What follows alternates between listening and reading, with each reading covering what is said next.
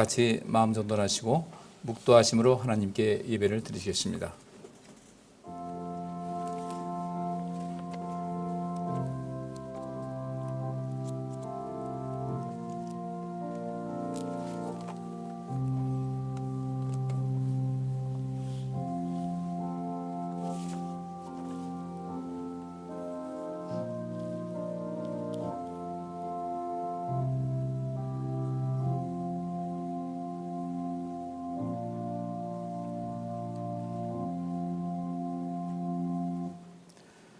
그러므로 우리가 믿음으로 의롭다 하심을 얻었은즉 우리 주 예수 그리스도로 말미암아 하나님으로 더불어 화평을 누리자.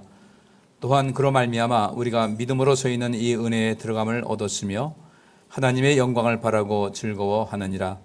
다만 이뿐 아니라 우리가 환난 중에도 즐거워하나니 이는 환난은 인내를, 인내는 연단을, 연단은 소망을 이루는 줄 알미로다. 아멘. 좋으신 아버지 하나님, 은혜를 감사합니다. 한 주일 동안도 저희를 지켜주시고 오늘도 귀한 주님의 날 맞이하여 주 앞에 나와 예배하며 하나님을 찬양하오니 우리가 드리는 예배를 통해서 영광 받아주시고 주 앞에 영광 돌리는 우리 성도님들에게 복 내려 주시어서 이 한 주간도 우리가 주의 은혜로 모든 것을 이기며 또 우리 자신이 살고 세상을 살리는 삶을 살아가게 하여 주옵소서. 우리 성도님들의 필요를 아시는 하나님, 이 시간도 예배 속에서 마음으로 간구하고 또 구하는 모든 것을 응답하여 주시고 채워 주옵시며 우리는 하나님께로부터 받은 놀라운 은혜와 그 복을 가지고 온 세상에 복 주는 삶, 이 세상을 살리는 삶을 살아갈 수 있도록 성령으로 충만케 하여 주옵소서. 우리 환우들 지켜주시고 속히 남았게 하시며 또 외국에 있는 교우들 또 군에 있는 형제들도 지켜 보호하여 주옵소서. 예배를 돕는 모든 성도님들 그 수고를 기억하여 주옵소서. 예배의 시종을 주께 의탁하옵고 예수 그리스도 이름으로 기도하옵나이다. 아멘. 오늘 함께 은혜 나눌 말씀 사도행전 2장 14절부터 21절까지 말씀입니다. 우리 같이 봉독하겠습니다. 베드로가 11 사도와 같이 서서 소리를 높여 가로되 유대인들과 예루살렘에 사는 모든 사람들아 이 일을 너희로 알게 할 것이니 내 말에 귀를 기울이라. 때가 제3시니 너희 생각과 같이 이 사람들이 취한 것이 아니라 이는 곧 선지자 요엘로 말씀하신 것이니 일러스되 하나님이 가라사대 말세에 내가 내 영으로 모든 육체에게 부어주리니 너희의 자녀들은 예언할 것이요 너희의 젊은이들은 환상을 보고 너희의 젊은이들은 누구들은 꿈을 꾸리라. 그때 내가 내 영으로 내 남종과 여종들에게 부어주리니 저희가 예언할 것이요 또 내가 위로 하늘에서는 기사와 아래로 땅에서는 징조를 베풀리니 곧 피와 불과 연기로다. 주의 크고 영화로운 날이 이르기 전에 해가 변하여 어두워지고 달이 변하여 피가 되리라. 누구든지 주의 이름을 부르는 자는 구원을 얻으리라 하였느니라. 아멘. 오늘 저는 이 말씀을 가지고 마지막 때에 성령을 보내실 약속이라는 주제로 함께 하나님 말씀을 살펴보도록 하겠습니다. 우리가 늘 이제까지 우리 한국교회에서 성령운동이 시작이 되고 또 성령운동이 하나의 어떤 그 유행과 같이 지나간 다음에 우리는 과거의 우리 한국교회의 모습을 돌아보고 또 지금 여기서의 모습과 앞으로 여러 가지 계획을 세워야 될 필요성이 있는데 여전히 이 성령 충만함에 대한 역사, 성령을 이 땅에 보내실 그 약속에 대한 의미를 우리가 잘 이해하지 못하는 것 아닌가. 그래서 우리가 이 오늘 본문에 있는 말씀 보면은 주로 우리가 관심 갖는 것이 어디에 관심 갖느냐 보면은 여기 17절에 있는 말씀대로 하나님이 가라사대 말세에 내가 내 영으로 모든 육체에게 부어주리니 너희의 자녀들은 예언할 것이요 너희의 젊은이들은 환상을 보고 너희의 늙은이들은 꿈을 꾸리라. 이 말씀에 이제 관심을 보통 갖고 그 다음에 21절 말씀에 누구든지 주의 이름을 부르는 자는 구원을 얻을 것이라는 이 말씀에 관심 가져서 그래서 우리에게 내게 필요한 것, 그래서 나 자신을 만족시킬 수 있는 이런 것에만 관심을 갖다 보니까 진정 이 마지막 때에 이 마지막 때가 무엇인지 알아야 되거든요. 이 말세라는 것이 마지막 때에 내가 내 영으로 모든 육체에게 부어준다고 하셨을 때 그 의미를 자꾸 잃어버리는 경우가 많이 있다는 것입니다. 그래서 우리는 여기 관심 있는 것이 너희 자녀들은 예언할 것이요. 예언해야 된다. 너희 젊은이들은 환상을 본다. 환상을 보자. 너희 이루기는 꿈을 꾸자. 이 모든 것을 보면서 실제로 이 예언이 곧 베드로가 오순절 성령께서 임하셨을 때 거기 모인 사람들에게 이 설교를 하면서 왜 베드로는 요엘 선지자를 통해서 예언한 것을 가지고 이 말씀을 증거하고 있을까? 베드로는 오늘 이 말씀을 통해서 오순절 성령의 역사가 그 성령이 임재하신 그 이유가 무엇인지를 정확하게 말하고 있습니다. 그런데 우리 보통 성령이 임하셨을 때 우리 예언한다, 이게 환상을 본다는 것은 우리가 보통 일반적으로 뭐 꿈결 환상 보는 그런 것이 아니라 상상력이 넓어지는 것이거든요. 상상력이. 그러니까 이전에 우리가 과거에 보세요. 열려라 참게 하니까 뭐 문이 열렸다. 뭐 굉장히 오래된 몇천 년 전 이야기죠. 근데 그런 것을 봤을 때 그 사람들은 그것을 그 글을 쓴 사람은 야 이렇게 됐으면 좋겠다는 것인데 그런 상상을 가지고 있었는데 그 상상이 현실이 돼 버렸어요. 한 몇십 년 전에 이 키트라는 그 자동차 그 영화가 있었습니다. 드라마가 있었습니다. 키트 가자 그러면 이 사람은 누워 자면 혼자 목적지에서 다 가가지고 딱 안내해주고 이런 모든 것이 있었어요. 근데 그건 지금 현실로 이루어지고 있습니다. 여기서 환상을 본다는 것은 굳이 뭐 어떤 영적인 세계를 보는 그런 것이 아니라 성령이 임하시게 되면 미래를 바라볼 수 있는 그런 눈이 커진다는 거예요.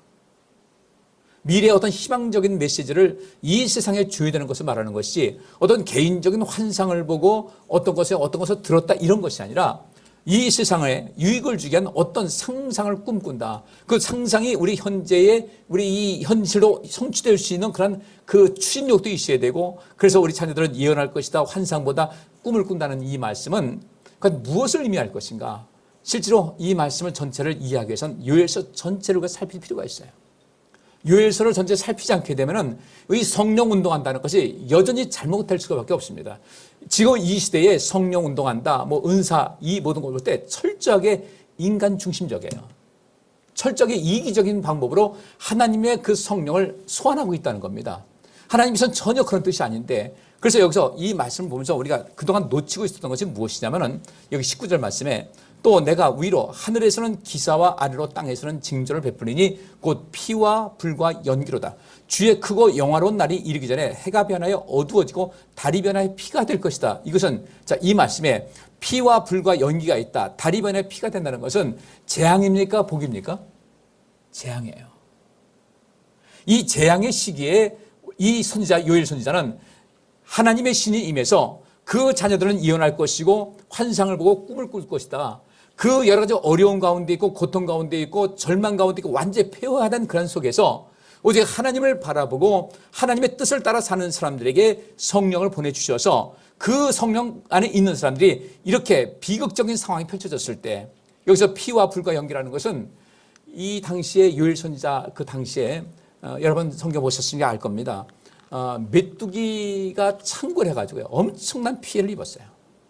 그리고 이렇게 얘기하면 성경에서는요 거기는 뭐 메뚜기 황충이 뭐 이렇게 나오는데 실제로는 메뚜기의 큰 떼가 와서 한번 싹 훑었어요.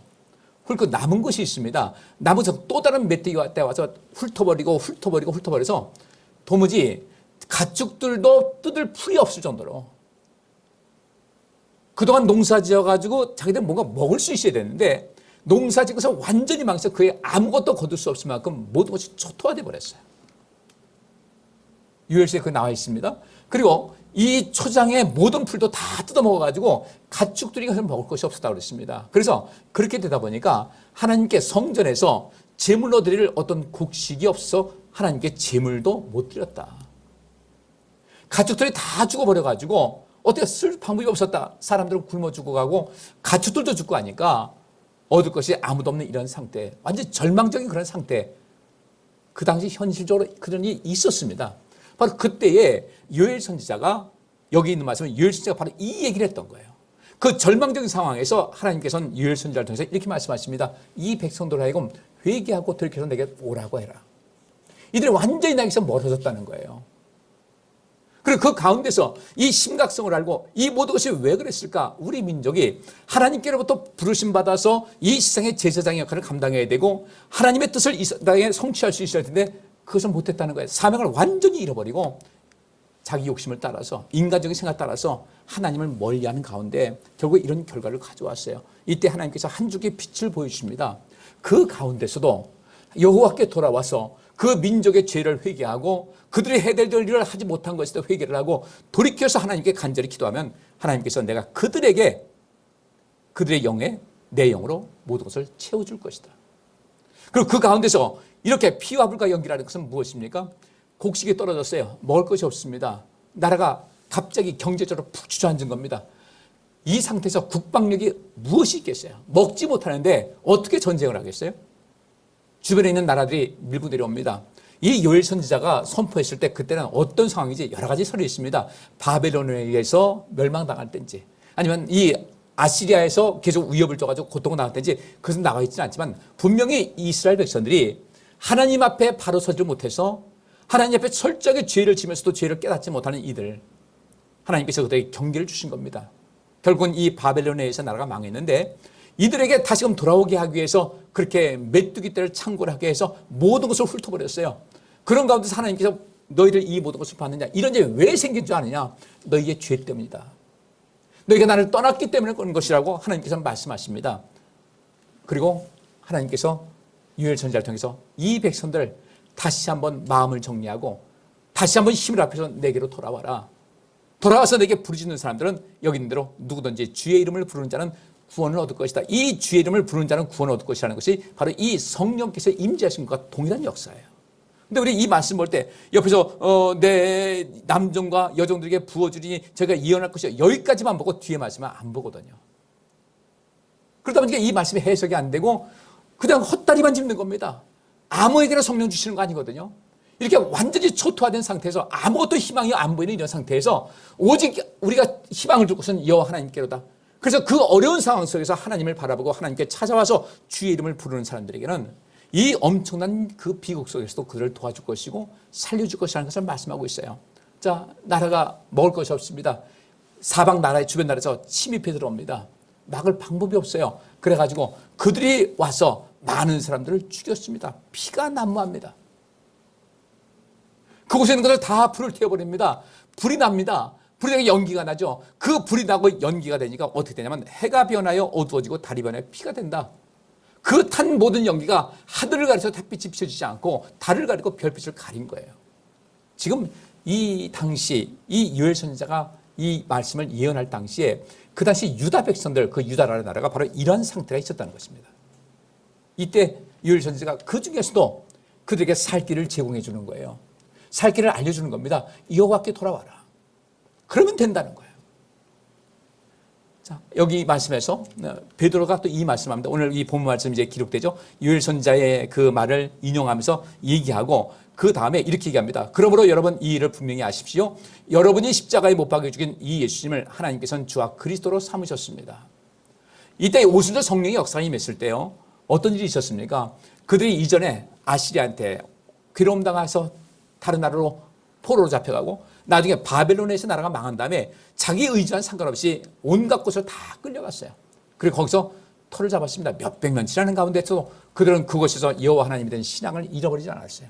왜 이런 일이 있었을까? 우리가 하나님을 멀리 떠났기 때문에 이 지경이 됐는데 우리가 살 길은 무엇인가? 하나님을 다시 찾는 것밖에 없다. 지금 당장 이 모든 것이 회복되지 않는다 할지라도 앞으로 우리가 회복되기 위해서는 하나님을 찾아야 된다.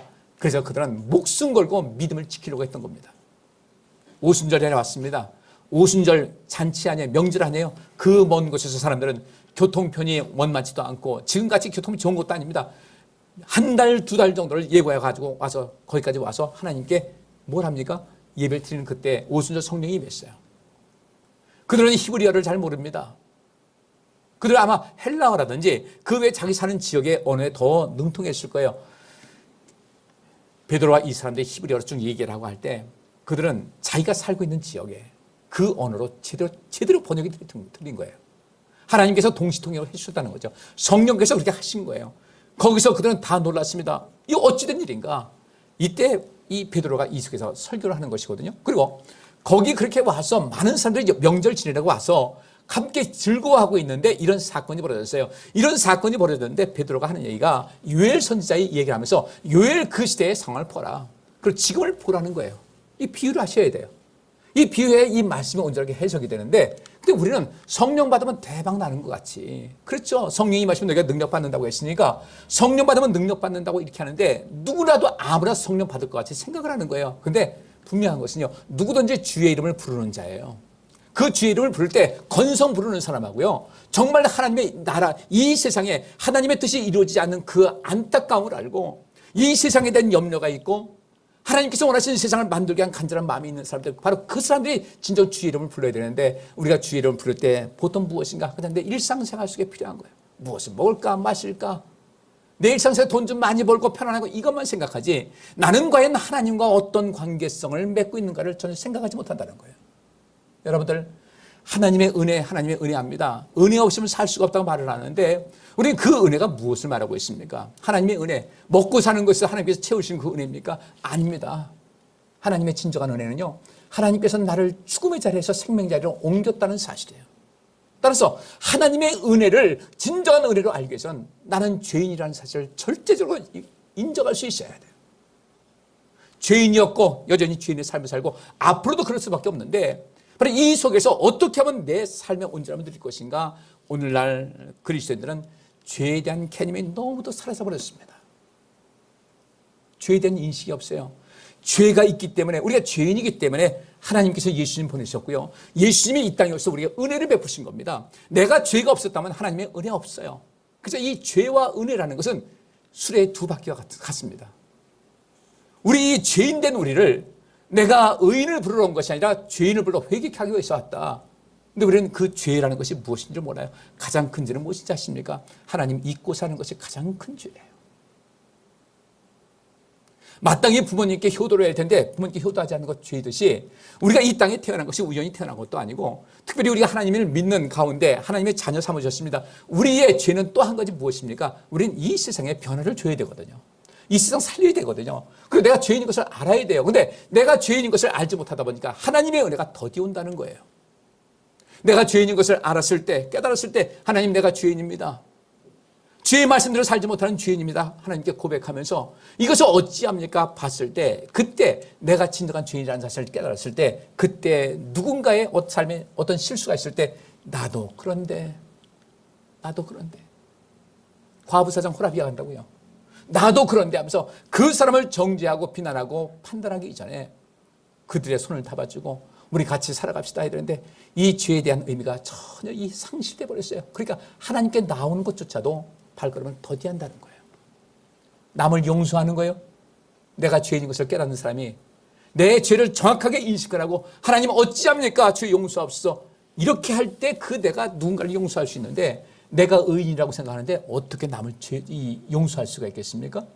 어떻게 남을 사랑할 수 있는 것은요, 나도 죄인인데도 불구하고 하나님께서 이렇게 용서해 주셨다, 나를 사랑해 주셨다, 하나님의 은혜를, 내가 죄인인 것을 깨닫고 그 은혜를 안 사람들만이 남을 사랑할 수 있는 거예요. 하나님의 은혜 아니면 사랑할 수 없습니다. 하나님의 은혜 아니면 용서할 수가 없어요. 이 당시, 이 유엘 당시에는요, 사람들이 그걸 몰랐어요. 하나님 떠나서도 잘 살 수 있을 것 같이 생각했습니다. 하나님은 가까이 하지 않습니다. 그것이 죄 중에 가장 큰 죄인 것을 알지 못해요.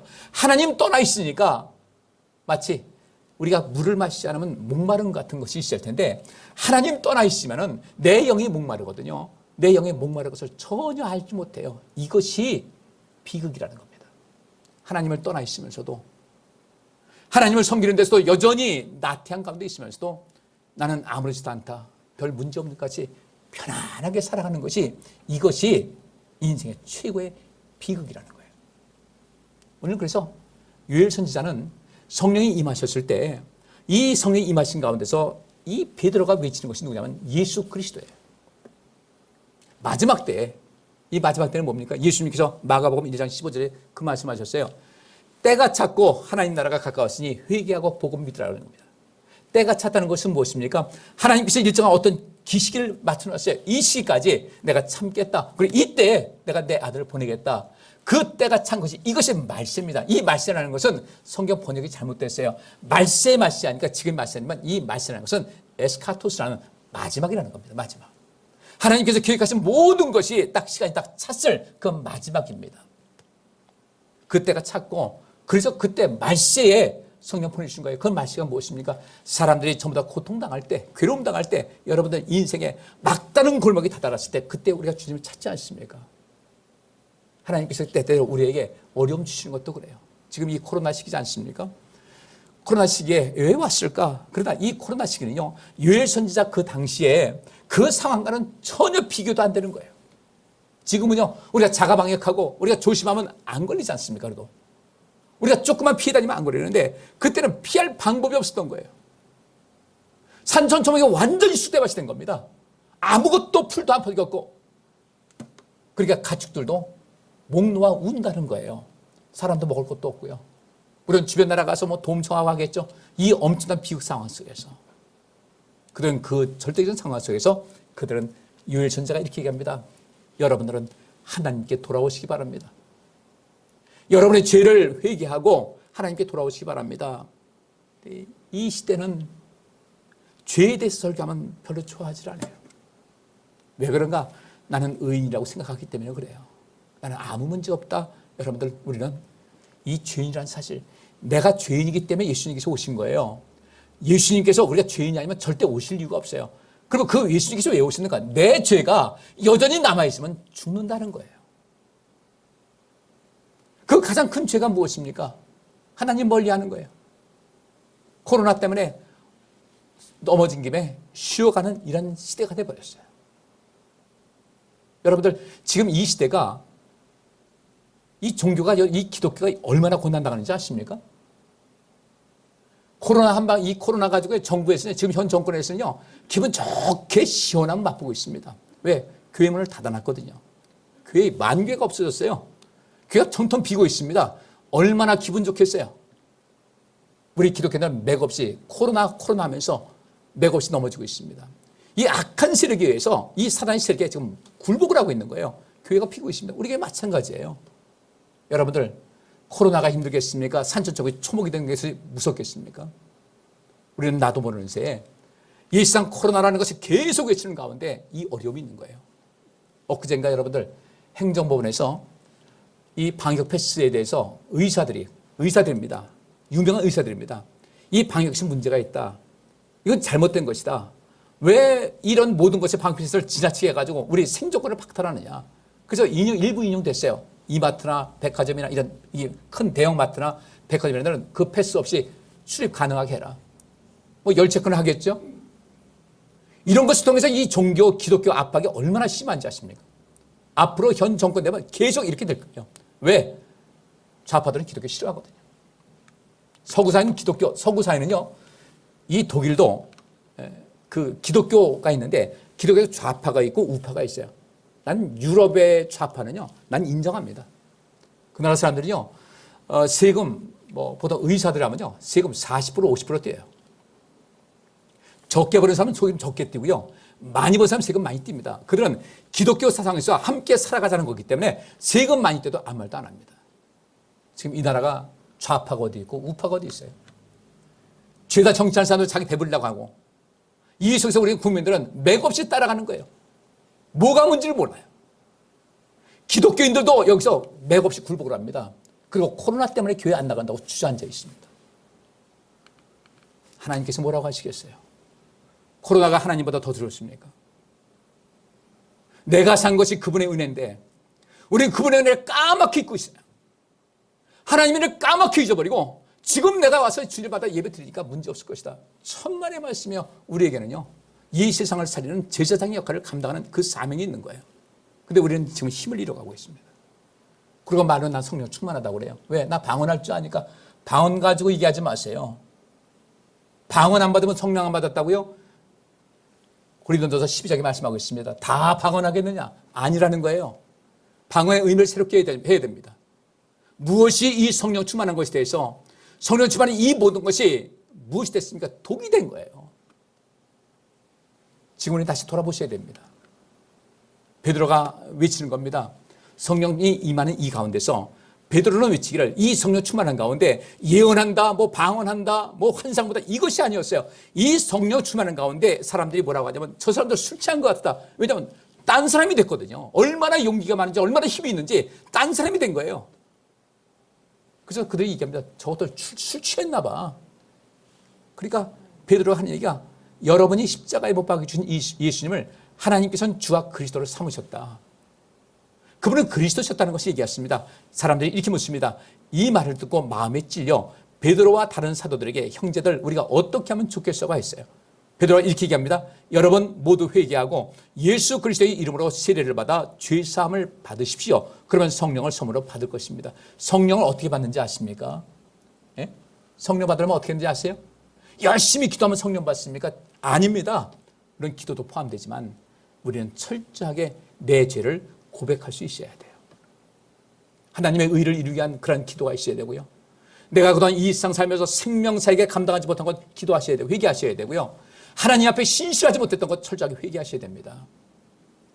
이 죄의식이 한국교회에 사라졌다. 아무도 죄를 중시하지 않습니다. 자기가 죄인이라는 개념도 상실해버렸어요. 이 정도면 됐다고 그러는 거예요. 아니에요. 절대 아니에요. 언젠가 우리가 후회할 날이 없도록 우리 인생 살면서 바로 여기 있는 말씀입니다. 위로 하늘에서는 기사와 아래로 땅에서는 징조를 베푸리니 큰 피와 불과 연기로다. 이 상황이 되니까 이들은 피할 길이 없는 거예요. 피할 길이 없으니까 주님께서 한 군데 말씀하시는 겁니다. 내게로 돌아와라. 완전히 모든 걸 막아놓고 하나님께서 하나님께 돌아올 수 있는 길만 열어놓으셨어요. 이 길로 와라. 그러면 너희에게 있었던 그 피, 너희가 약해져서 온갖 도륙을 당하고 살육당하고 많은 사람이 피를 흘렸고 너희들의 가진 재산과 있는 집이 다 불타가지고 그 불이 활활 타고 그러시는 연기가 태양을 가리고 달을 가리고 별을 가리는 이런 모든 재앙 속에서 누구든지 주의 이름을 부르는 나를 찾고 나의 이름을 부른 자는 구원을 얻을 것이라고 주께서 말씀하신 거예요. 바로 이런 사람들에게 성령을 부어주신다는 것이죠. 성령 받는 것을 너무 쉽게 만들어놨어요.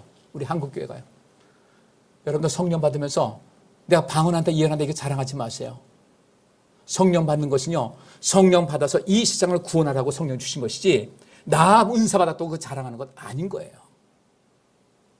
은사 받았으면 일해야죠. 생명 살려야죠. 교회마다 다툼이 있습니다. 분규가 있습니다. 이게 한두 군데가 아니에요. 그 안에 도대체 하나님께서 계신지, 하나님께 윗분이 그 어려운 분이 계신다면 삼가서 조심해야 되지 않겠어요? 하나님은 영이시니 눈에 안 보이니까요. 눈에 뵈는 것 없으니까 교회에서 별짓들 다 하는 거예요. 사랑 계시지만 사랑이 어디 있습니까? 내가 한번 누구 찍어 놓으면요, 그 사람 다시는 그 사람을 펼 줄을 몰라요. 저 사람이 이런 사람이다. 바울이 그래서 고생당한 거예요. 바울은 평생 사람들한테 저 바울 예수 믿는 사람 죽인 사람이야. 예수 핍박한 사람이야. 지금은 달라졌는데 그렇게 얘기를 합니다. 우리는 다른 사람들에게 대접받고 싶습니다. 좋은 대접받고 싶습니다. 그러나 우리는 남들에게 그런 대접 못하는 거예요. 이웃사랑이요. 하나님의 은혜를 받은 사람이 하나님의 은혜가 무엇인지를 아는 사람이 내가 절대적으로 용서받을 수 없고 나는 형편없는 사람인데 하나님께서 나를 용서하셨다는 그 절박한 그런 느낌이 있고 그 속에서 정말 그 눈물, 그 뜨거운 눈물을 흘릴 줄 아는 사람이 그런 경험이 있는 사람이 이웃도 사랑하고 원수 사랑하고 용서할 수도 있는 거예요. 그런 체험이 없다 보니까 용서, 사랑 말만 입에만 나와 있지 아무것도 안 나와 있다는 거예요. 성령 받았다고 한다면은 적어도 그 많은 사람들이 죽음의 길로 달아갈 때 이 길만이 하나님께서 원하신 길, 이 길만이 내가 살 길이다. 이 길만이 우리가 살 길이다. 이 길만이 세상 살 길이다 해서 그 길을 찾는 사람들이 성령 받는 거예요. 따라서 성령 충만 받은 사람들이 이 땅에 과연 얼마나 있을까? 우리 한번 깊이 생각하시 바랍니다. 베드로가 얘기합니다. 여기서 어떻게 하면 좋겠어? 우리가 어떻게 하면 성령 어떻게 될까? 회개하고 예수 그리스도 이름으로 세례를 받아 죄 사함을 받으시오. 그러면 성령을 선물로 받을 것이다. 내가 죄의식이 없는데, 내가 죄인이라는 생각도 없는데, 죄를 아주 가볍게 여기는데 이 세상이 그러니까 이 세상 다 그렇게 악하게 돌아가니까 나는 저보다 조금 난데 하면서 나는 죄인이 아니라고 생각을 하는 거예요. 그러다 보니까 하나님께 죄를 고백할 줄 몰라요. 하나님을 사랑할 줄도 모르면서 하나님 이 세상에 대한 모든 것은, 그죠? 하나님의 말씀을 읽는 것은 하루에 단 10분도 투자하지 못하면서 난 TV 여러분들 보는 거 뭐라고 하네요. 그것도 하면 이것도 하라는 거예요.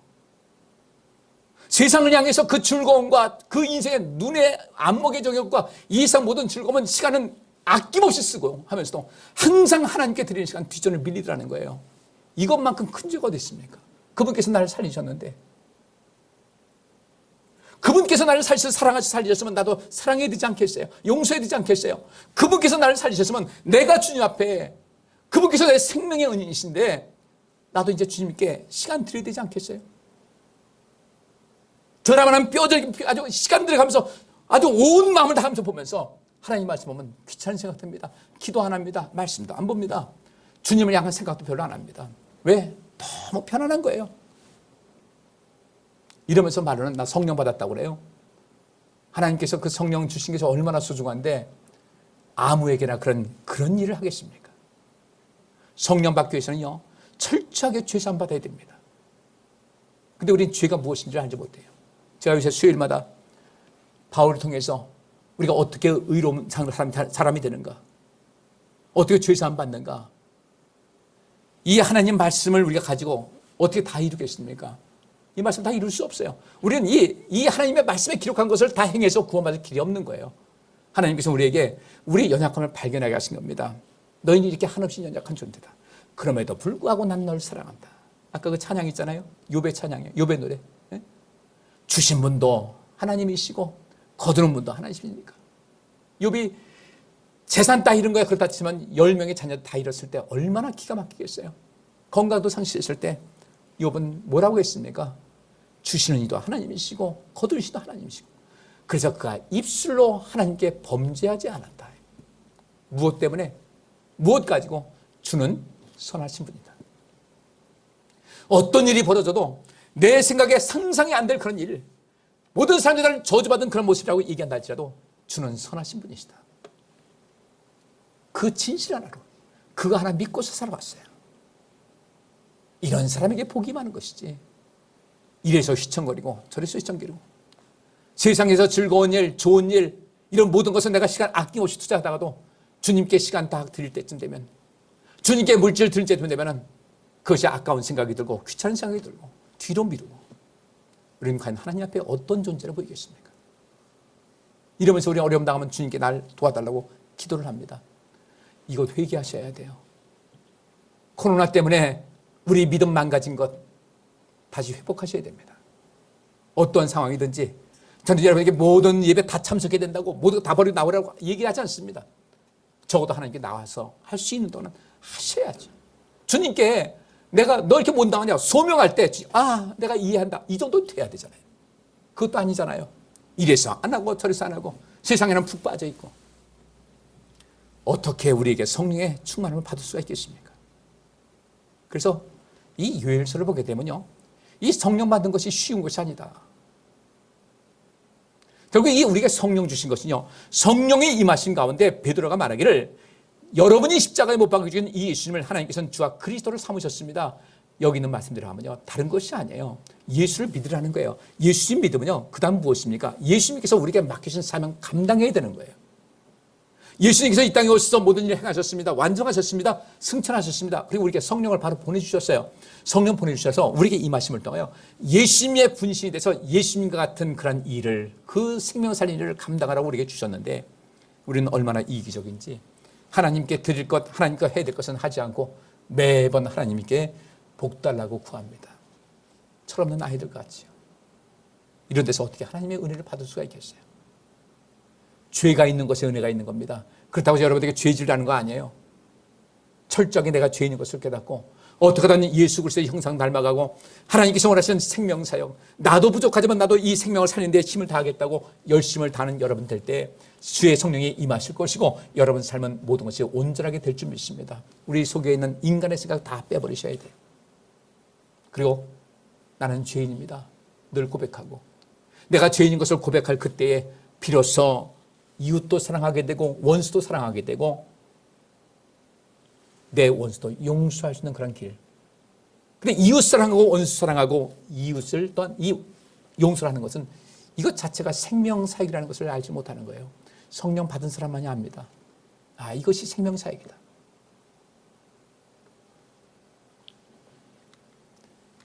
요엘서 1장 24절부터 20절에 이런 말씀이 있습니다. 오늘 본문 말씀의 배경입니다. 미리 말씀드렸지만 쭉 읽고 나갈게요.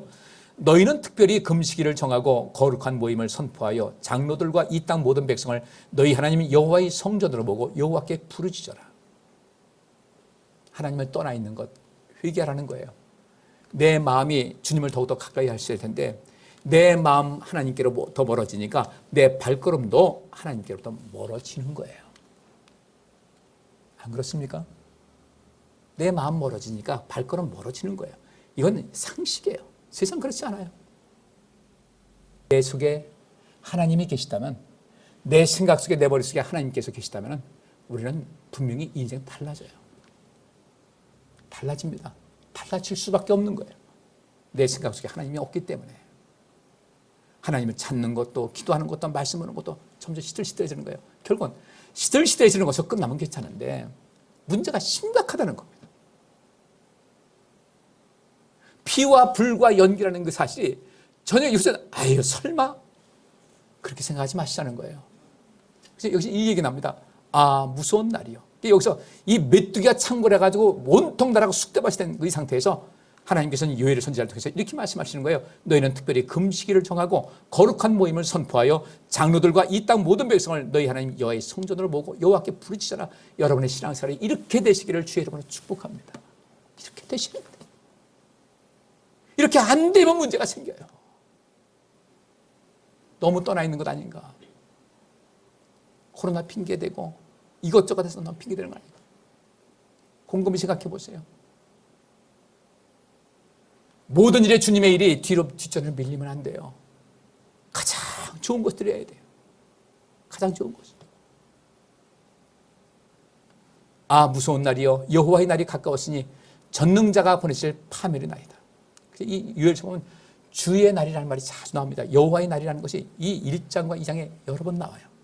그리고 이제 우리 사도행전 말씀에 마지막 날에 여기 주의 날이 있지 않습니까? 마지막 날에 예수님께서 이 땅에 오셔서 이 세상을 구원하시고자 할 그때에 마지막 날에 성령 보내겠다. 결국 우리의 이 마지막 날, 우리의 삶 속에서 주님의 날 여호와께서 함께 하신 손길과 그 마지막 때에 이 세상을 구원하시고자 예수님께서 오셨고 그 사명을 우리에게 주시면서 성령으로 충만케 하신 그 가운데 그 마지막 날, 이때에 마지막 때에 우리가 그 사명 감당해야 될 텐데 하나님 믿는 사람들이 그 일을 감당해야 되는데 너무 우리가 인간적인 것에 파묻혀서 인생의 즐거움과 이것에만 관심이 있었지 도무지 주님께서 원하신 것을 생각하지 못한 거예요. 하나님을 가까이 하고 하나님 믿을 때 오는 그 즐거움이 무엇인가를 알 수 있어야 되거든요. 하나님을 믿고 하나님을 의지할 때 이 세상에 피와 불과 연기로 가득한다 할지라도 주의 이름을 부르는 자, 하나님을 얕고 열심히 하나님 중심으로 열심히 사는 사람들에게는요 주의 구원의 역사가 임하게 된다는 거예요. 특별히 택함 받는 사람들이. 이 사실을 우리가 잊고 사는 거예요. 왜? 지금 그냥 살거든요. 먹고 사는 거 별 문제가 없으니까 이러면 된다고 사는데 그것 가지고는 아니라는 겁니다. 여기 보니까 우리 눈앞에서 양식이 없어지고 우리 하나님의 성전에서 기쁨과 즐거움이 사라지지 않았느냐. 메뚜기가 가서 싹 초토화 만들어가지고 씨가 땅속에서 썩었고 잎이 안 자라니까요. 씨가 땅속에서 썩었어요. 창고가 통통 비었으며 거두릴 곳이 없으니까 곳간이 무너졌으니 이것은 곡식이 시들어버렸기 때문이다. 꼴이 없으므로 진심이 탄식하고 소떼가 이리저리 방황하며 양떼도 고통스러워하는구나. 여호와여 불이 목초지에 풀을 삼키고 건조하니까요. 불도 자주 일어나는 겁니다. 그래서 마지막 나무까지 다 태워버리는 거예요. 불꽃이 들의 모든 나무를 태워버렸습니다. 그래서 내가 주께 부르짖습니다. 시냇물이 다 마르고 불이 들의 풀을 삼켜버렸으므로 들짐승까지 주께 부르짖고 있습니다. 자, 요엘서 2장 1절부터 시온에서 나팔을 불고 하나님의 거룩한 산에서 경종을 울려 이 땅에 사는 모든 사람들을 떨게 하라. 여호와의 심판날이 다가오고 있다. 그날은 어둡고 침울한 날이며 캄캄하고 구름 낀 날이다. 새벽의 여명이 온 산을 뒤덮듯이 크고 강한 군대가 이르렀으니 이와 같은 일은 전에도 없었고 앞으로도 없을 것이다. 불이 그들의 앞을 삼키고 불꽃이 그들의 뒤를 태우고 있다. 그들의 앞에 있는 땅은 에덴 동산 같고 그들의 뒤에 있는 땅은 황폐한 사막 같으니 그들을 피할 자가 없을 것이다 라고 말씀하고 있습니다. 그 다음에 요엘서 2장 7절부터 14절 보니까 그들은 용사처럼 공격하며 무사처럼 성벽을 기어오르고 곧장 앞을 향하여 자기 대열을 벗어나지 않는다. 얼른 받으세요.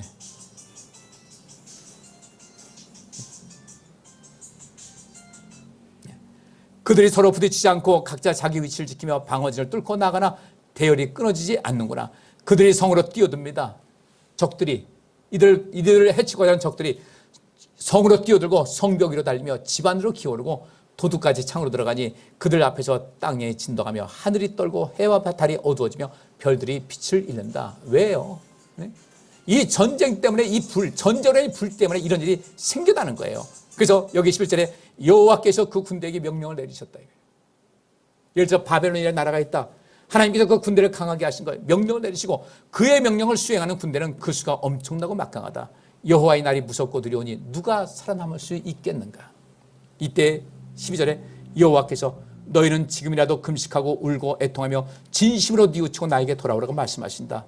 그러므로 너희는 옷을 찢을 것이 아니라 너희 마음을 찢고 너희 하나님 여호와에게로 돌아오라. 그는 은혜롭고 자비로우시며 좀처럼 화를 내지 않으시고 사랑이 많으셔서 벌하는 것을 마음 아프게 여기는 분이시다. 혹시 너희 하나님 여호와께서 뜻을 돌이키시고 너희를 축복하셔서 너희 하나님께 소제를 드릴 곡식과 전제를 드릴 포도주를 주실지 누가 알겠는가? 라고 하면서 여기서 우리 그 요엘 선지자가 외치는 것이 바로 무엇이겠습니까? 바로 여기 있는 말씀이에요. 그 후에 요엘 선지자가 하는 얘기입니다. 그 후에 무엇을 한 후에? 여호와께로 돌아온 후에, 우리가 죄인인 것을 고백한 후에, 여러분들 우리는 꼭 나는 죄인이라는 사실을 꼭 인식하고 살아가세요. 내 죄를 늘 주님께 고백하고 사세요. 우리 속에 있는 악이요 보통 힘이 강한 게 아니에요. 고속도로 가면 그런 글이 있더라고요. 졸음과 싸우지 마세요.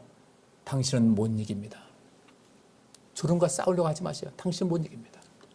죄와의 싸움에서요, 우리 혼자 힘을 싸워서 이길 것 같아요. 우리는 아무렇지도 않게 쉽게 죄를 짓고 살아갑니다. 너무도 쉽게요. 죄의 의식을 몰라요. 그래서 여러분들 모이면 우리가 좋은 얘기 나누시자고요. 우리 마음을 잘 추스려야 돼요. 죄 짓지 않게. 남을 살리는 것도 당연한 거 아니겠습니까? 살리기 위해서 무엇을 해야 될 것인가 생각해야 돼요. 이 시대의 가장 큰 문제가 무엇인가? 성령 받았다고 하는데 성령 받았다는 사람들이 죄의식이 없어요. 한국교회 많은 성도들이 죄에 대한 개념이 없어요. 그래서 막 나가는 겁니다. 이런데 어떻게 성령 받아요? 이런데 어떻게 우리 하나님의 도우심 받을 수가 있어요? 요엘 선지자가 하나님을 대신해서 이 백성들에게 회개를 촉구합니다. 하나님께 돌아오라. 성회를 마련해라. 여호와 하나님과 더 친밀하게 지내라.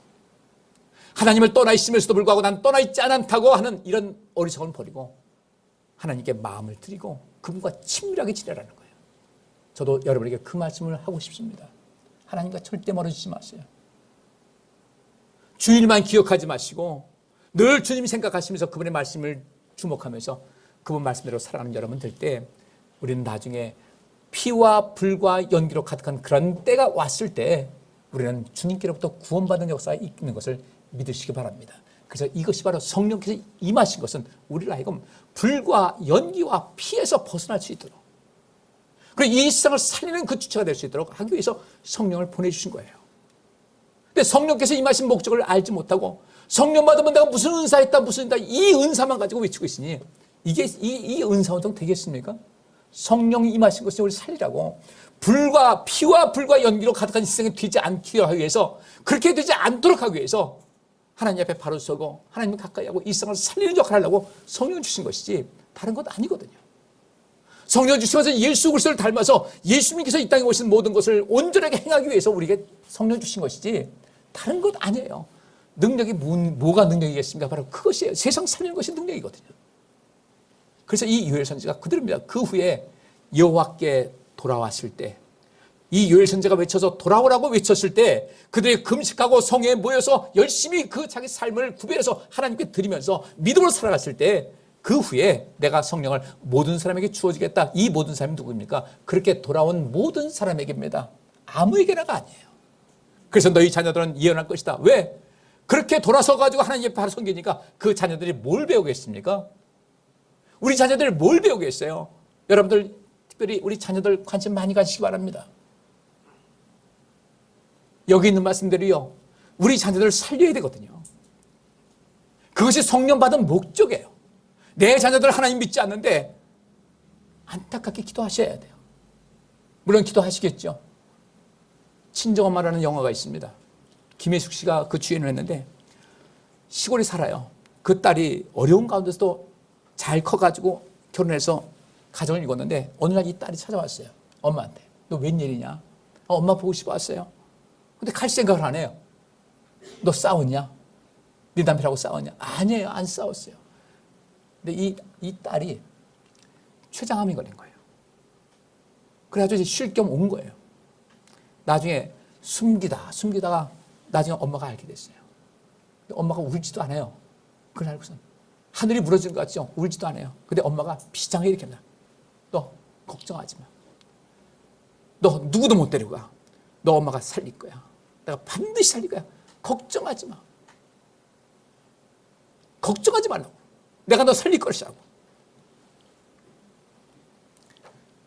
그 모습 보면서요. 그래. 엄마의 마음은 그렇지. 그러다 나중에 딸이 죽었어요. 그때 그 김혜수 씨가 이런 고백을 합니다. 딸 생각하면서 딸아, 엄마가 제일 인생 살면서 제일 행복하고 기뻤던 때가 언젠지 아니? 너 낳았을 때야. 엄마가 제일 후회하는 것이 뭔지 아니? 너를 낳았다는 거야. 가장 행복했던 것이 딸을 낳았을 때 딸이 먼저 가니까 엄마가 가장 후회하는 것이 너를 낳은 것이다. 이게 부모 마음이거든요. 우리 자녀들 피와 불과 연기 속에 있게 하면 안 되잖아요. 하나님의 은혜 받은 사람은요, 다른 데 관심 둘 새가 없어요. 내 코가 석자인데 우리가 하나님의 은혜 가운데 있어야 할 텐데 언제까지 우리 이 세상에 매달려서 주님을 가까이 하지 않고 인생의 재미 그 속에 있겠습니까? 우리 바르게 하시기 바랍니다. 성령 받기 위해서 나는 날마다 죄를 인식하고 살아야 되겠다. 끊임없이 내가 죄를 끄집어내서 이 죄를 끄집어내서 끄집어낼 때마다 놀라운 사실은요, 하나님의 은혜가 임하는 거예요. 그렇다고 해서 하나님의 은혜 받기 위해서 죄 짓지 않은 건 아닙니다. 끊임없이 내 안에 있는 이 악한 것과 죄를 끊임없이 내가 끄집어내고 하나님께 고백하고 하나님과 가까이 지내고자 하는 이런 간절한 마음, 그래서 주님의 이름을 열심히 부르고 주님 나 좀 도와주세요. 내가 이 죄 가운데서 모든 것을 이길 수 있도록 도와주세요. 그렇게 하게 되면요, 내 힘으로 안 돼서 자꾸 저지른 죄는요, 주님께서 우리를 불쌍히 여기시고 도와주시고 이길 수 있도록 성령 보내주시는 거예요. 바로 이것이거든요. 그래서 성령 주신 것인데 어찌해서 이 성령에 대해서 잘못 이해를 해가지고 내가 환상을 봤다, 내가 예언한다, 이것에만 치우치고 있는지. 성령 받고 싶으십니까? 철저하게 내가 죄인인 것을 인식하고 주님께 죄를 고백하면서 주님, 내가 이 세상을 살리는 그 역할을 감당하겠습니다. 예수님같이 살겠습니다. 이 마음을 가지고 있을 때 성령께서 여러분에게 임하시고 여러분 삶은 놀랍도록 변화가 있어서 주의 이름을 부르는 여러분 삶에 하나님의 구원의 손길, 도우심의 손길, 복의 손길이 차고 넘치게 될 줄 믿습니다.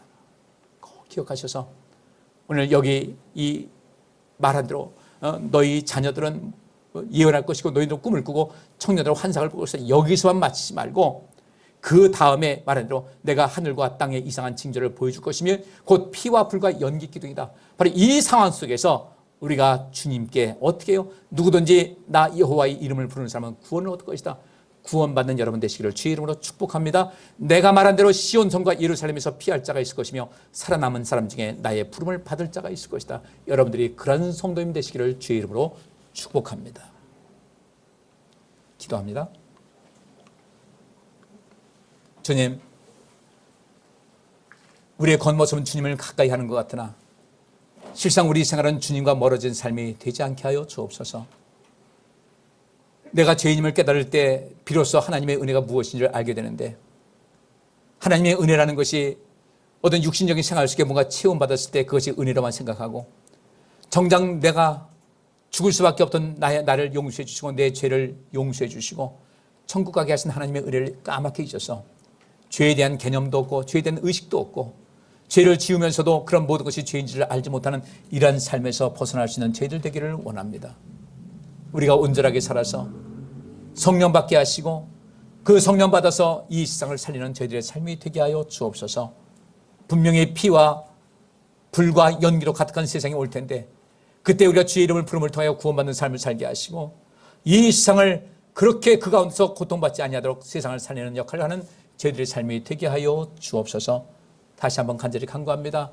주님, 저희들은 늘상 죄인인 것을 인식하게 하시고 우리가 주님 앞에 죄고의 죄를 고백하는 이 일을 쉬지 않게 하시고 그 속에서 주님의 사랑 부음받고 은혜 부음받고 세상을 사랑하고 용서하고 세상을 구원하는 삶을 살게 하여 주옵소서. 예수 그리스도 이름으로 기도하옵나이다. 아멘. 여호와께서 여기 모인 모든 성도들과 그의 가정과 그와 관련된 모든 일에 복을 주시고 지켜주시며 따뜻하게 대해주시고 은혜를 베푸시며 사랑스러운 눈으로 바라보시어 모두에게 평안을 주시기를 원하노라. 아멘.